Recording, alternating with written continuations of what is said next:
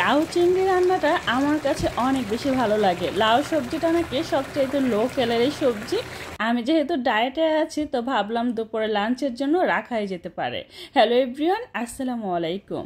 একটা ফ্রাই প্যানের মধ্যে বেশি করে সরিষার তেল দিয়েছি, মানে পরিমাণ মতো, বেশি না। তো দিয়ে দিচ্ছি পেঁয়াজ কুচি। এবার আমি একটু সুন্দর করে নেড়ে চেড়ে নিচ্ছি।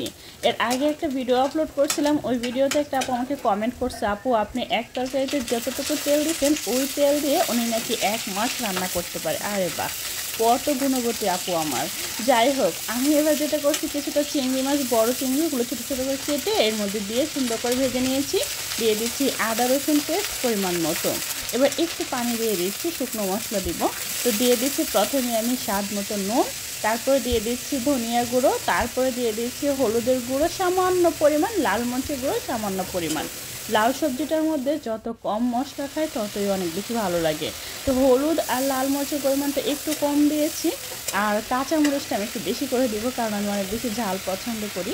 তো এই যে সবজিটা আমি দিয়ে দিচ্ছি, যেহেতু মশলাটা খুব ভালোভাবে কষানো হয়ে গিয়েছে, আর আমি যেহেতু শুধুমাত্র দুপুরে লাঞ্চ করব এই লাউ দিয়ে, তো অল্প একটু লাউ রান্না করতেছি, পুরোটা রান্না করতেছি না।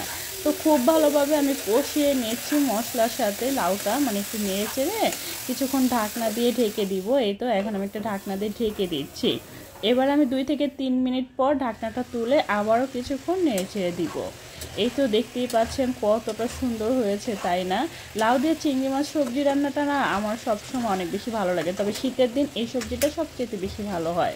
এই পর্যায়ে বেশি করে কাঁচামরিচ আর হচ্ছে টমেটোটা কিউব করে কেটেছি, আর কাঁচামরিচটা চিড়ে দিয়েছি। এবার আবারও ঢাকনা দিয়ে ঢেকে দিচ্ছি, 3 থেকে 4 মিনিটের মতো কষিয়ে নিচ্ছি। এই তো ফাইনালি দেখুন, এখন যেহেতু গরমের দিন আর লাউয়ের মধ্যে খুব বেশি একটা পানি উঠতেছে না, তো অবশ্যই লাউ সিদ্ধ করার জন্য অল্প একটু পানি দিতে হবে, একটু নেড়ে চেড়ে তারপর আমি একটুখানি পানি দিয়ে দিচ্ছি।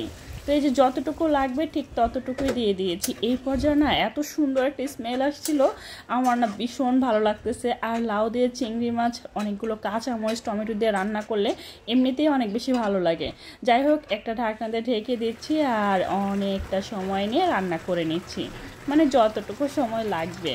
তো এই পর্যায়ে আমি উপর থেকে কিছুটা ধনিয়া পাতা কুচি দিয়ে দিচ্ছি, একদম লাস্ট পর্যায়ে ধনিয়া পাতা কুচি দিয়ে তারপরে দেখুন কত সুন্দর করে রান্নাটা হচ্ছে, তাই না? যেমন কালার ঠিক তেমনই টেস্ট হয়েছিল। আর আমি যেহেতু ডায়েটে আছি, কোনো প্রকার ভাত খাচ্ছি না, একটু সবজি বেশি খেতে হবে, তাই আজকে ডায়েটে দুপুরে লাঞ্চের জন্য আমি এই তো লাউ চিংড়ি রান্না করে নিয়েছি। প্রথমে একটা পাত্রের মধ্যে আমি সার্ভ করে নিচ্ছি। এই তো সুন্দর করে নিয়েছি, আর যতটুকু খাই আমি ততটুকুই নিয়েছি, আপনাদের দেখানোর জন্য যে অনেক বেশি বা অনেক কম নিয়েছি এরকম না। আর আজকের লাঞ্চের মধ্যে শুধুমাত্র লাউই খাবো, কারণ শসা ছিল না। তো এটা খেয়ে আমার একদম পেট ভরে গিয়েছিল, আর বিশ্বাস করেন এত মজা হয়েছিল, উফ দারুণ হয়েছিল। তো সবাই ভালো থাকবেন, সুস্থ থাকবেন, আমার জন্য দোয়া করবেন। আল্লাহ হাফেজ।